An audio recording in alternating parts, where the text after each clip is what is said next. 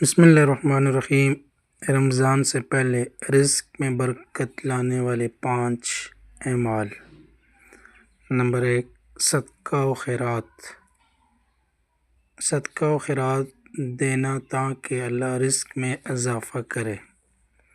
Number 2، نماز و ذکر۔ نماز اور ذکر الہی کی پابندی کرنا۔ نمبر 3، والدین اور رشتہ داروں کے حقوق۔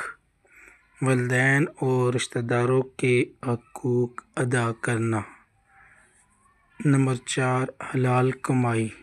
حلال کمائی پر توجہ دینا اور ناجائز ذرائع سے بچنا۔